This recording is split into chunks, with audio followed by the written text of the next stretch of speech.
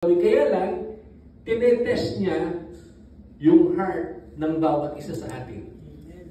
Sinusubukan niya yung puso ng bawat isa sa atin. Ito ba'y matyaga sa panalangin? Ito ba ay talagang gusto nilang lumago? Itong grupo na ito, itong church na ito? Alam niyo, mga kapatid, kapag nakita ng Diyos yung kagustuhan natin, na talagang makaakay tayo ng maraming tao, ibibigay ng Diyos yan. Amen ba? Amen. Ibibigay ng Diyos. Ang sabi nga po, noon meron kaming programa sa church. Ang sabi ko nga, makapagdadala tayo ng tao, makapag-share tayo, kung tayo'y mag-uumpisa sa panalangin. Amen. Umisip tayo kako ng tao na isang tao lang. Isang tao lang. Muna. Huwag munang grupo. Isang tao na ipagpe-pray natin. Nahipuin ng ating Panginoon Diyos.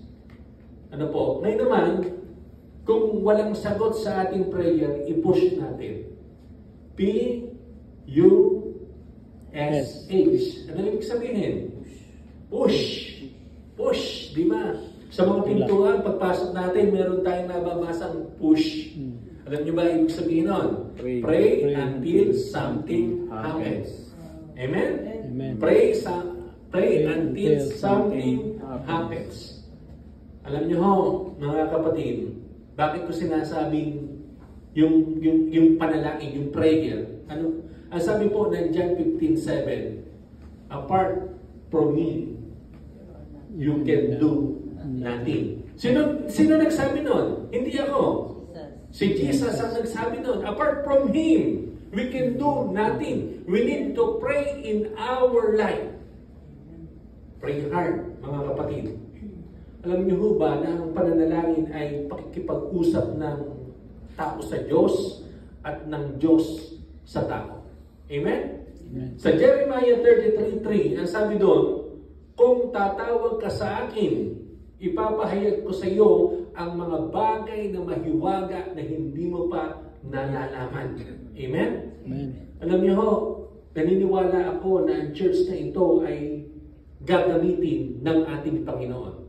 Amen. Ano ang magagawa ng panalangin o ano ang magagawa ng prayer? Una, matatouch nito ang heart ng Diyos. Alam niyo ho ba na natatouch natin yung heart ng Diyos kapag tayo ay nagpe-pray? Amen. Doon sa Isaiah chapter 38, mga kapatid, naalala ko itong talata na ito, na yung isang hari, tinaningan na yung kanyang buhay. At tinawag ng Diyos si Propeta Isaias.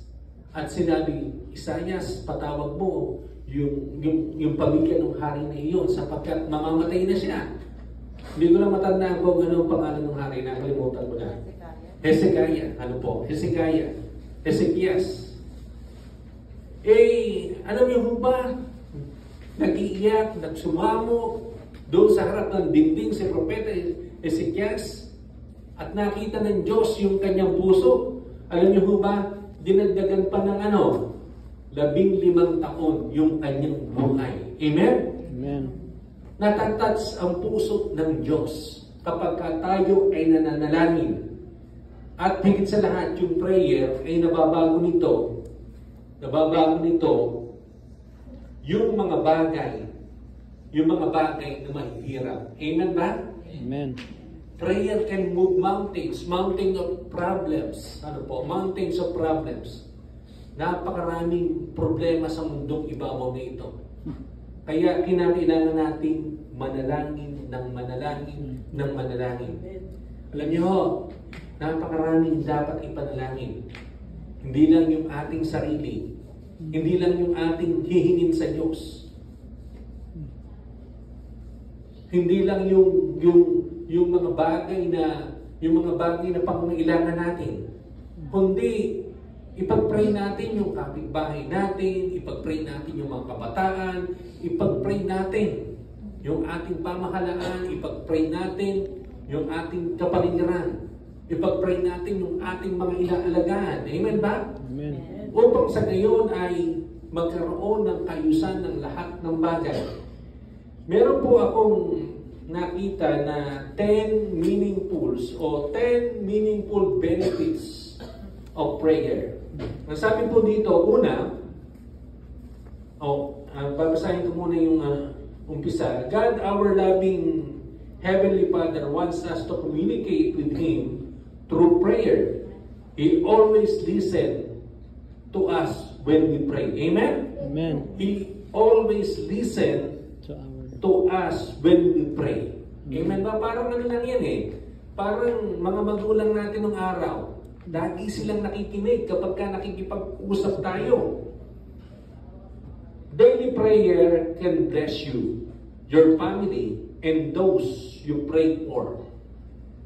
It can also invite more peace in your life, help you learn more about God's plan for you, and more here are 10 ways prayer can improve your life starting today. Number 1, prayer helps you develop a relationship with God. Amen. Ulitin ko, prayer helps you develop a relationship with God. Just like your parents here on earth, your Heavenly Father wants to hear from you and talk to you. When you pray, He listens. Then He answers your prayer in the form of thoughts, spiritual feelings, scripture, or even the action of other people. So, makaka-develop po tayo ng relationship sa ating Panginoon Diyos. Parang father and son relationship. Second, prayer helps you gain an understanding of God's loving nature. The scripture teaches God is love in 1 John 4:8. You can feel that love as you speak daily with Him through prayer, seeking His guidance in your life. Amen? Amen. So, kinakailangan natin ito. Prayer helps you gain an understanding of God's loving nature. Number 3, prayer provides answer. Diba? Doon sa Matthew 7:7, humingi ka, ask, and you will receive. Yun ang sabi ng Bible. Yun ang sabi ni Jesus. Hindi sabi ni Pastor Rico, hindi sabi nung kanino. Kundi sabi ni Jesus, ask, and you will receive. Prayer provides answer. Praying and listening to answer God can help you better understand your purpose in life. God will help you understand why you are here and what you can do to return, to live with Him after this life.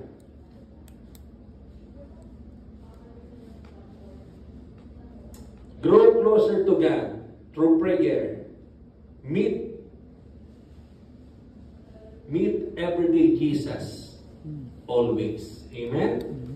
Okay. Number 4, prayer helps you find direction in your life. Ito po, pinakamahalaga to, mga kapatid. Minsan, hindi natin alam. Maraming mga kabataan ngayon, hindi alam yung direksyon ng kanilang buhay.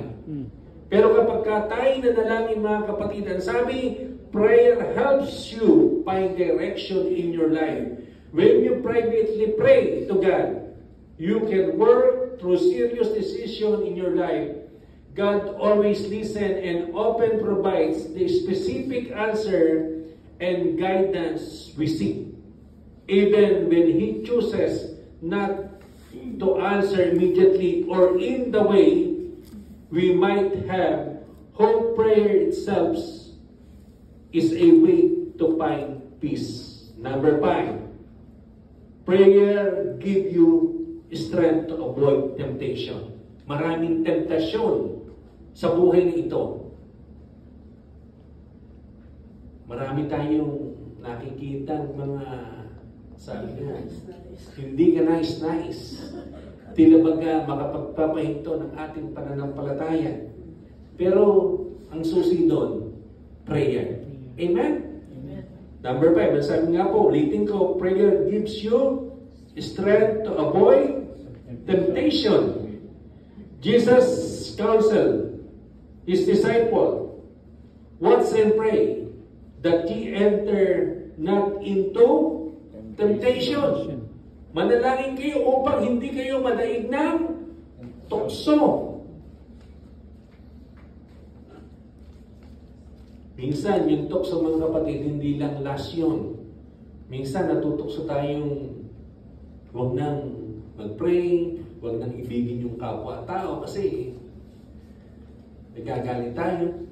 Ano po, naiinis tayo, may PGH tayo. Ano may PGH? Ano may PGH? Ha? Poot? Ayun. Poot, galit, hinanakit. Oo. Yun ang palagi nasa puso natin, mga kapatid. Temptation po iyon. Poot, galit, hinanakit. Ngayon, kung tayo mananalangin, aalisin ng Diyos iyon. Through prayer, we can overcome temptation to sin. Amen. Mga kapatid, through prayer, we can overcome temptation to sin. Pray for God's help to keep you from making wrong choices.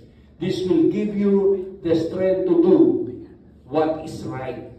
What is right, mga kapatid. Tandaan natin, si Joseph the Dreamer, palibasa, malapit siya sa Diyos, nung inaakit siya ni Mrs. Potiphar. Anong ginawa niya? Tumakbo siya. Running. Meron akong kinakanta nun, run, Joey, run. Oo. May mga tukso sa kapaligiran eh. Mga kapatid, ang kinakailangan natin, we need to pray. Para yung temptation, hindi makapalig sa atin at papili natin yung mas maganda. Amen ba? Amen. At yung kalooban ng Panginoon. Number 6, prayer aligns your will with God's will. The purpose of prayer is necessarily to tell God how you want Him to do things. Rather, it's to better understand Him and His ways, bringing yourself into alignment with His will. Ito ang sabi ni C.S. Lewis. Ano po? C.S. Lewis is often attributed at saying prayer doesn't change God. It changes me. Amen? Yung po ang sabi ni C.S. Lewis. Uulitin ko. Prayer, ang sabi nga po dito, doesn't change God. It changes me. Nababago. Parang ako, nabago ko ng prayer. Produkto ko ako ng panalangin eh. Mga kapatid. Produkto ko ng panalangin ng aking ina. Sa totoo lang, ayoko magpastor. Ang hilig ko noon, sabong. Sabong, nagsasabong po ako. Kasi po, Kristo. Kristo din. Kaya lang Kristo sa bungan. Alam niyo naman, ang dala-dala ko, manok na panabong kasi nag-aalaga kami ng mga panabong na manok noon. Tapos nung gumraduate ako ng high school, alam niyo ba, nagpakuha ako, may toga ako, pero ang dala ko manok. Ano pa ako noon? Proud pa ako noon. Pero ngayon, hindi na dala ko, hindi na manok. Pag-Bible na. Amen. Palakpakan natin ang Diyos. Sabi nga, prayer doesn't change God. It changes me. It changes you. It changes everybody. Amen? Amen. Okay, number 7. Prayer and regular fasting can help you accept God's will. Jesus fasted for 40 days. Hindi pa tayo nagkaaral ng tungkol sa fasting. Ano po? Pero ito, mga kapatid, papahapyawan natin. Jesus fasted for 40 days and 40 nights before He began His ministry on earth. Magpapasimula tayo, nangangarap tayo mga kapatid, na tayo lumago. Mag-fasting tayo at mag-prayer para tayong kasihan ng banal na Espiritu ng ating Panginoon. Amen ba? Amen. Ano po? Napakaganda nito. Bago pa simula ng ating Panginoong Jesus, yung kanyang ministry, nag-fasting muna siya ng 40 days. As he did this, he communed with his Father in heaven in prayer. Likewise, if you pray and fast, you can feel closer to God and better understand the things He wants you to do. The things He wants you to do. Amen? Alam ko, gagamitin tayo ng Diyos eh. Alam niyo ho ba, yung hindi naman 12 agad eh, yung disciples, una-muna 70 muna eh. Parang tayo, ano po, dati marami kayo, pero, oo, naging 12 na, ano po. Yung 12 nga, sumablay pa yung isa eh. Di ba? Sumablay pa yung isa. Pero yun po ay naging 12 ulit sapagkat yun ay pinalitan ni Matayas, ano po, ni Matias. At kung makikita natin, mga kapatid, yung 12 dumami. Ano po, sapagkat sumakanila ang Espiritu ng ating Panginoon. Number 8, prayer can work miracles. Amen na? Naniniwala kayo nun? Amen. Prayer can work miracles. Bunga din naman ng mirakulo ng Panginoon. Buhat sa isang karamdamang matindi, paralisado yung aking katawan, nawala yung aking pagiging paralisado. March 1, 1989, nagtatrabaho po ako sa aking kapatid, mga kapatid, mananahi. Ano po? Siguro sa sobrang puyat, sobrang pagod, bata pa ako, alas 12 ng tanghali, wala yung aking kasamang mananahi. Inutusan ako sa tindahan. Pinabili ko ng sahog ng ulam, ng sinigang. Ngayon, napakainit nung oras na yon. Pagdating ko dun sa bahay, humihingi ako ng tubig sa pagkain, nawalan ako ng malay. Alam niyo ba, nagising ako, nasa ospital na ako. At nagising ako sa 3 araw na. 3 days and 3 nights. Tapos, yung kalahating katawan ko, hindi ko makikilos. Nakaniwig yung kanang mukha ko. 40 days ako sa Jose Reyes Hospital. Una-muna, doon ako dinala sa Bukawi Hospital. Tapos, yung huling pinagdalan sa akin sa Jose Reyes Memorial Hospital. Pero walang imposible sa Diyos. Alam nyo, may mga nagpupuntahan, mga missionary, pinagpe-pray ako. May nagpupuntahan mga kumakanta tungkol sa Panginoon, pinagpe-pray ako. Alam nyo ho ba, talaga namang walang imposible sa Diyos. Amen. Amen? Okay. Prayer can work miracles. Through the scripture, we see many examples of the word of the Lord working miracles and answer to prayer in Old Testament times. The prophet Daniel, natandaan niyo si prophet Daniel, was thrown into the lion's den because he refused to stop praying. Kasi gumawa ng batas nun eh. Gumawa ng batas yung mga inggitero na pinatitigin yung pananalangin. Pero si Daniel, hindi po siya tumigil sa pananalangin, mga kapatid. Bagkos nagpatuloy siya sa panalangin. When he prayed, nung nandoon na siya sa mga lion, mga kapatid, when he prayed to God in the lion's den, angels appeared and closed the mouths of the lions. Through daily prayer, you can also experience personal miracles such as healing, peace, and forgiveness of sins. Mga kapatid, para ranasan po natin ito, yung healing, peace of mind, di ba? Minsan naguguluhan tayo, hindi natin malaman kung ano yung nangyayari sa ating buhay, ibibigay sa atin ng Diyos yung kagalingan, and also forgiveness of sins. 9. Prayer invites the Holy Spirit into your life. Ito yung pinaka-importante. As you pray daily, you invite the Holy Spirit to be with you and to comfort and direct you. The Holy Spirit can give you answers, help you feel God's love, and bring feelings of peace and joy into your heart. Ito yung pinakailangan natin eh. Yung peace. Peace doon sa ating buhay. Ano po?